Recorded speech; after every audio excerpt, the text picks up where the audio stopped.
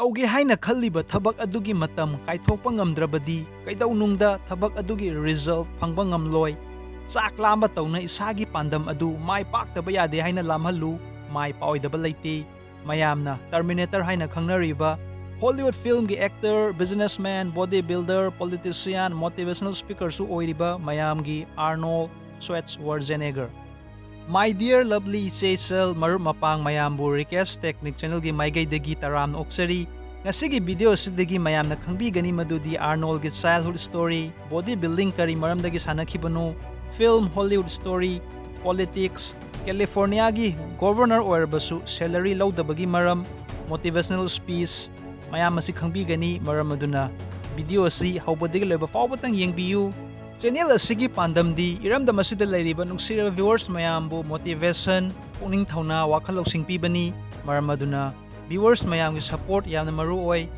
ꯅꯨꯡꯁꯤꯕꯤꯗꯨꯅ channel ꯑꯁꯤꯕꯨ ꯃꯌꯥꯝꯅ support ꯇꯧꯕꯤꯌꯨ꯫ This video is powered by MJ Muhindro Jewelry. Address: Wahengbam Laikai, near Yumjao Lairembi. Fazarba makal kayagi jewelry hongna pangbigani. Arnold's motivational speech hauzik mayam taminasi. Punsida mai paki haina khalabadi isagi vision ama thambiyu. Vision haibadi aigi punsida aina khalliba pandam adu. Aim yaudaba miyoi adudi kaidawnungda success oiroi. Isagi aim adu laitragadi punsida nungaifam khangloi. Aihak Austriada poki. Matam aduda Austriada laiba pamlamde. Asida lairabadi lau suba natraga factory da thabak subagi punsi oina lenba taba. Adudi aigi mangla nate. Aigi manglandi mayamgi mamangda sak takpa ay kanano haina. Aihaki parents nasu normal life ama oina hingbagi khalami. Asidi parents ki wakhalni. Aigi nate, aigi wakhaldi. Tongali, something special, something big. Ay hauzik suning singli. Ay hak na sahi tramathoy surak pa adwaida. School chatki. School aduda documentary ama uhanki Amerika gi matangda. US mafamgi fazaraba building at sauba thong, fazaraba lambi, cars, luxury life, asigi punsini ay hak na pamlibasu. Ay matam aduda Amerika gi citizen ama uba pamlami. Magazine amada bodybuilding gi saknairba misak ama uki mahaki ming na Rec Park. Photo adu cover adu da uki mahak asi 3 times Universe Championship fangkiba misak amani. Ay nakhanki wow, Rec Park na ngamadi ay sungamni na. Asibang ni ay napamni basi. Ay su bodybuilding champion oibagi wakal laki. Film kumbagi wakal su laiki. Imana ba karana nasak aduga film kungani kain lagna basu kaya ma yauki adubu aigi focus and vision mangkide. Film kungani millions of dollar income tange mingchat tandaba yade haina khanki Red Park tawna. Male masida mioi kharadi masana kari thabak tawrino khangba ngamde hauzik phawba aidi khangki bodybuilder oidaba yade haina. Mioi kharana hangki film gi thabak asibu nang ngamgadrane haina. Isagi vision lairadi thabak pumnamakta loina lai. Mi kharana hangki gymda asum pung mga taruk chupna lay hotnabasu yamna kalli maithongdasu smiling face asum lay aina paukhum piki asidi ai haki goal ni Mr. Universe ki vision asi reality da onthokpa si aigi aim ni gym sanaba matamda focus fazana tawki aduna bu ai hak sahi kun sorakpa matamda London da Mr. Universe contest da winner oiki as a youngest Mr. Universe ever. Karano oikibano madudi goal amadi vision kokta thamkibadunani 74% miyoidi masana tawriba thabak adu nungside tawningdana tawba ngaktani. Karigino isana pamdaba thabak tawribasi. Politics ta sungai ay haki vision asi leader of California oidaba yade haina khanki. Adugi matung governor of California famchu paiki. So rule number 1, have a vision. Isagi vision goal thambiyu. Number 2, Atopa migi watabigano. Male masida negative wangangbam kaya malay makoy na hierarchy. Arnold nang ngamoy. Ay hak na paukumpiki ay ngamgani. Miyam na hierarchy no ay na paukumpiki yes. Negative person singdi it's impossible. I said it's possible. Ay gibaba na ay bu police officer mo ohiningami ay na di bodybuilder. Matamado da bodybuilder asi sukimatik sa kangbawalami. Ngasi babana ningza ba du tawram labadi mayam na Terminator gi Arnold haina khanglamloy isana pamjaba adu da mai onsin biu ahal oirakanda isana pendaba nungaitaba punsi haiba mo oirakani ahal orakpa matam adu da isana khangani karigumba ina pamjaba thabak adu tawram lagadi haina ꯑꯩꯒꯤ ꯄꯨꯟꯁꯤꯗ ꯑꯩꯅ ꯇꯧꯈꯤꯕ ꯊꯕꯛꯇ ꯄꯨꯝꯅꯃꯛ success ꯑꯣꯏ ꯍꯥꯏꯕ ꯅꯠꯇꯦ꯫ Fail ꯑꯣꯏꯔꯁꯨ ꯍꯧꯒꯠꯂꯨ, ꯑꯃꯨꯛ ꯐꯦꯜ ꯑꯣꯏꯔꯦ ꯑꯃꯨꯛ ꯍꯧꯒꯠꯂꯨ꯫ ꯀꯦꯂꯤꯐꯣꯔꯅꯤꯌꯥꯒꯤ ꯒꯣꯚꯔꯅꯔ ꯑꯣꯏꯔꯛꯄ ꯍꯥꯏꯕꯁꯤ ꯑꯔꯥꯏꯕ ꯊꯕꯛꯇꯤ ꯅꯠꯇꯦ, ꯑꯗꯨꯕꯨ ꯑꯣꯏꯈꯤ꯫ ꯀꯔꯤꯒꯤꯅꯣ? ꯃꯔꯝꯗꯤ ꯏꯁꯥꯅ ꯏꯁꯥꯕꯨ ꯊꯥꯖꯕ ꯊꯝꯈꯤꯕꯅ꯫ ꯉꯁꯤ ꯃꯥꯂꯦꯝ ꯄꯨꯝꯕꯅ ꯇꯔꯃꯤꯅꯦꯇꯔꯒꯤ ꯑꯥꯔꯅꯣꯜ ꯍꯥꯏꯅ ꯈꯪꯅꯔꯤꯕꯁꯤꯅꯤ꯫ ꯏꯔꯝꯗꯝ ꯑꯁꯤꯗ ꯀꯔꯤ ꯑꯋꯥꯠꯄ ꯂꯩꯔꯤ?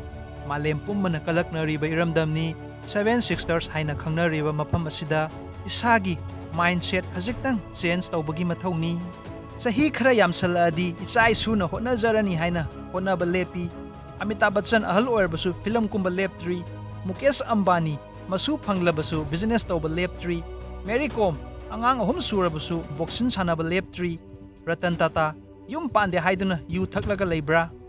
ꯏꯔꯝꯗꯝ ꯑꯁꯤꯗ ꯃꯤꯇꯣꯞꯅ ꯃꯍꯥꯖꯣꯟ ꯑꯣꯏꯔꯒ ꯂꯩꯔꯦ꯫ ꯑꯩꯈꯣꯏꯅ ꯃꯤꯅꯥꯏ ꯑꯣꯏꯔꯛꯂꯦ ꯅꯣꯡꯃ ꯅꯣꯡꯃꯒꯤ꯫ ꯋꯥꯈꯜ ꯃꯥꯏꯟꯁꯦꯠ ꯆꯦꯟꯖ ꯇꯧꯕꯤꯌꯨ꯫ ꯏꯁꯥ ꯍꯥꯟꯅ ꯑꯑꯣꯟꯕ ꯑꯃ ꯄꯨꯕꯤꯔꯛꯎ꯫ ꯁꯟꯗꯥꯋꯥꯏꯔꯝ ꯌꯧꯔꯛꯄꯒ ꯄꯦꯛ ꯑꯃꯅꯤ ꯄꯥꯏꯁꯤꯜꯂꯒ ꯀꯣꯛ ꯊꯨꯒꯥꯏꯕ, ꯅꯨꯄꯤ ꯑꯉꯥꯡꯗ ꯑꯣꯠꯄ ꯅꯩꯕꯒꯤ ꯊꯕꯛ ꯑꯗꯨ ꯇꯣꯛꯄꯤꯔꯣ꯫ Because age is just a number. ꯆꯍꯤ ꯍꯥꯏꯕꯁꯤꯗꯤ ꯖꯁ ꯑꯦ ꯅꯝꯕꯔꯅꯤ꯫ ꯍꯧꯖꯤꯛ ꯃꯌꯥꯝꯅ ꯑꯥꯔꯅꯣꯜꯒꯤ ꯕꯥꯏꯑꯣꯒ꯭ꯔꯥꯐꯤ ꯇꯥꯃꯤꯟꯅꯔꯁꯤ꯫ ꯑꯩꯍꯥꯛꯀꯤ ꯃꯤꯡ ꯑꯥꯔꯅꯣꯜ ꯑꯦꯂꯣꯏꯁ ꯁ꯭ꯋꯦꯠꯁꯋꯥꯔꯖꯦꯅꯦꯒꯔ ꯀꯧꯏ꯫ 30 ꯖꯨꯂꯥꯏ 1947ꯗ ꯑꯁꯇ꯭ꯔꯤꯌꯥ ꯀꯟꯇ꯭ꯔꯤꯗ ꯄꯣꯛꯈꯤ꯫ ꯕꯕꯥ ꯑꯁꯤ ꯄꯨꯂꯤꯁꯇ ꯊꯕꯛ ꯇꯧꯔꯝꯃꯤ꯫ ꯕꯕꯥꯅ ꯑꯩꯕꯨ ꯅꯨꯡꯁꯤꯔꯝꯗꯦ꯫ ꯄꯤꯛꯂꯤꯉꯩꯗꯒꯤ ꯆꯥꯏꯜ ꯑꯦꯕ꯭ꯌꯨꯁ ꯇꯧꯕ ꯍꯧꯈꯤ꯫ ꯕꯕꯥꯅ ꯁꯝ ꯄꯥꯏꯔꯒ ꯆꯤꯡꯂꯝꯃꯤ, ꯔꯣꯠꯅꯁꯨ ꯀꯌꯥ ꯑꯃ ꯐꯨꯔꯝꯃꯤ ꯑꯩꯍꯥꯛꯄꯨ꯫ ꯏꯃꯥꯒꯗꯤ ꯌꯥꯝꯅ ꯀ꯭ꯂꯣꯁ ꯑꯣꯏꯔꯝꯃꯤ꯫ ꯐꯨꯠꯕꯣꯜ ꯁꯥꯟꯅꯕꯁꯨ ꯌꯥꯝ ꯄꯥꯝꯂꯝꯃꯤ꯫ ꯅꯣꯡꯃ ꯀꯣꯆꯅ ꯑꯩꯕꯨ ꯂꯣꯀꯦꯜ ꯖꯤꯝꯗ ꯄꯨꯁꯟꯈꯤ꯫ ꯖꯤꯝ ꯁ꯭ꯇꯨꯗꯤꯑꯣ ꯑꯗꯨ ꯎꯕꯗ ꯌꯥꯝꯅ ꯏꯟꯇꯔꯦꯁ ꯑꯣꯏꯈꯤ꯫ ꯀꯣꯆꯅ ꯍꯪꯂꯛꯈꯤ, ꯁꯣꯀꯔ ꯑꯣꯔ ꯖꯤꯝ? ꯑꯅꯤ ꯑꯁꯤꯒꯤ ꯃꯔꯛꯇ ꯑꯄꯥꯝꯕ ꯑꯃ ꯆꯣꯏꯁ ꯇꯧ꯫ ꯑꯅꯤꯃꯛꯇꯤ ꯄꯨꯟꯅ ꯇꯧꯕ ꯌꯥꯔꯣꯏ ꯍꯥꯏꯅ ꯑꯩꯅ ꯖꯤꯝ ꯑꯣꯏꯅ ꯈꯟꯈꯤ꯫ ꯃꯇꯝ ꯑꯗꯨꯗ ꯑꯁꯇ꯭ꯔꯤꯌꯥ ꯂꯝ ꯑꯁꯤ ꯌꯥꯝꯅ ꯂꯥꯏꯔꯕ ꯂꯝ ꯑꯃ ꯑꯣꯏꯔꯝꯃꯤ꯫ ꯑꯗꯨꯅ ꯑꯋꯥꯕ ꯀꯩꯅꯣ ꯍꯥꯏꯕ ꯈꯪꯈꯤ꯫ ꯃꯐꯝ ꯑꯁꯤꯗ ꯏꯪꯂꯤꯁ ꯉꯥꯡꯗꯦ, ꯖꯔꯃꯟ ꯂꯣꯟ ꯁꯤꯖꯤꯟꯅꯔꯝꯃꯤ꯫ ꯏꯃꯥ ꯑꯃꯗꯤ ꯕꯕꯥ ꯑꯅꯤꯃꯛ ꯄꯨꯂꯤꯁ ꯗꯤꯄꯥꯔꯠꯃꯦꯟꯇꯗ ꯊꯕꯛ ꯇꯧꯔꯝꯃꯤ꯫ ꯏꯌꯥꯝꯕ ꯑꯃꯁꯨ ꯂꯩꯔꯝꯃꯤ꯫ ꯕꯕꯥꯅ ꯏꯌꯥꯝꯕꯕꯨ ꯌꯥꯝꯅ ꯂꯨꯅ ꯇꯧꯔꯝꯃꯤ꯫ ꯑꯩꯉꯣꯟꯗꯅ ꯐꯨꯕ ꯆꯩꯕ ꯌꯥꯝꯅ ꯇꯣꯏꯔꯝꯃꯤ꯫ ꯕꯦꯜ, ꯂꯥꯊꯤꯅ ꯐꯥꯎꯕ ꯑꯩꯕꯨ ꯇꯣꯏꯅ ꯐꯨꯔꯝꯃꯤ꯫ ꯏꯃꯥꯅꯗꯤ ꯌꯥꯝꯅ ꯂꯨꯅ ꯇꯧꯔꯝꯃꯤ꯫ ꯑꯩꯍꯥꯛ ꯆꯍꯤ 18 ꯁꯨꯕꯗꯒꯤ ꯍꯧꯅ ꯁꯦꯜ ꯇꯥꯟꯕ ꯍꯧꯈꯤ꯫ ꯈ꯭ꯋꯥꯏꯗꯒꯤ ꯍꯔꯥꯎꯕ ꯅꯨꯃꯤꯠ ꯍꯥꯏꯔꯒꯗꯤ ꯌꯨꯝꯗ ꯔꯦꯐ꯭ꯔꯤꯖꯔꯦꯇꯔ ꯄꯣꯔꯛꯄ ꯅꯨꯃꯤꯠ ꯑꯗꯨ ꯌꯥꯝꯅ ꯍꯔꯥꯎꯈꯤ꯫ ꯂꯥꯏꯔꯤꯛꯇꯤ ꯑꯁꯨꯝ ꯑꯦꯚꯔꯦꯁꯇ ꯍꯩꯔꯝꯃꯤ꯫ ꯑꯩꯈꯣꯏ ꯐꯦꯃꯤꯂꯤ ꯌꯥꯝꯅ ꯁꯇ꯭ꯔꯤꯛ ꯑꯣꯏꯔꯝꯃꯤ꯫ ꯄꯦꯔꯦꯟꯁꯅ ꯄꯥꯝꯕꯗꯤ ꯄꯨꯂꯤꯁ ꯑꯣꯏꯕ, ꯑꯩꯅ ꯄꯥꯝꯕꯅ ꯑꯇꯣꯞꯄ ꯁꯤꯟꯐꯝꯅꯤ꯫ ꯖꯤꯝ ꯁꯥꯟꯅꯕ ꯑꯁꯤ ꯕꯕꯥꯅ ꯌꯥꯔꯝꯗꯦ, ꯑꯗꯨꯕꯨ ꯍꯞꯇꯥ ꯑꯃꯗ ꯅꯨꯃꯤꯠ 6ꯅꯤ ꯈꯛ ꯁꯥꯟꯅꯕꯒꯤ ꯑꯌꯥꯕꯗꯤ ꯄꯤꯔꯝꯃꯤ꯫